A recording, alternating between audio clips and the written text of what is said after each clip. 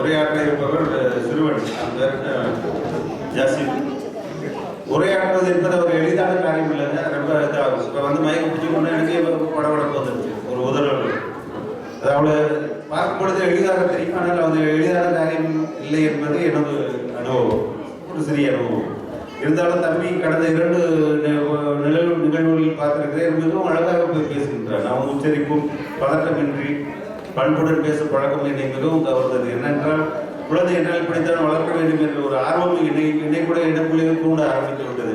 அதுபோன்று அந்த சிறுவனின் வளர்ச்சியை கண்டு நாம் பிரமிப்பதுடன் இதுபோல எல்லோரும் தமிழை வளர்க்க பாடுபட வேண்டும், முன்வர வேண்டும் என்று கேட்டுக்கொண்டு சிறுவனை அழைக்கின்றேன். இந்த அரங்கத்தில்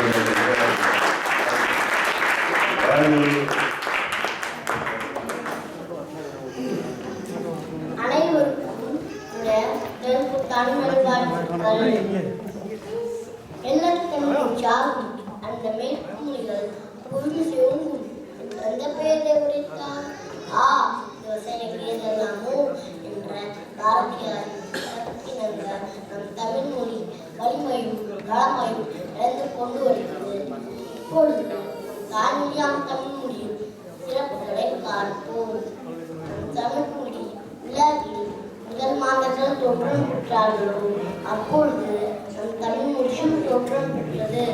நம் தமிழ் மொழியின் பிறப்பிடம் மேற்கண்டமாகத்தான் இருக்கும் என்று சங்ககால வரலாறுகளில் உள்ளது. அவர்கள் கையான நாகரிகம் திராவிட நாகரிகமே. உபரிக்கண்டம் ஆஸ்திரேலியாவில் இருந்து தென்னாப்பிரிக்கா வரை இந்தியாவையும் இணைத்துள்ளது. 10,000 ஆண்டுகளுக்கு முன் வாழ்ந்த தமிழர் உலகில் பல நாடுகளில் வாழ்கிறார். உலகில் துவக்க மொழி 6, அதில் நம் தமிழ் மொழியும் ஒன்று.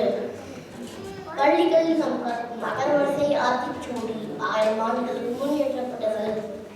மலையாளம் திருக்குறள் 2000 ஆண்டுகளுக்கு முன் எழுதப்பட்டது. இதிலிருந்து நம் தமிழ் மொழியின் வளமையையும் சிறப்பையும் நாம் பார்த்தோம். ஆகையால் நம் தமிழ் மொழியை நம் வீட்டில் உழைவாயில் தலைவாகும். மற்ற ஏனைய மொழிகளை காற்றும் வெளிச்சமும் தரக்கூடிய திணல்களாக வைத்து நம் தமிழனையும் பிறப்புமாக வாழ்க தமிழ், வளர்க தமிழரும் பெருமை.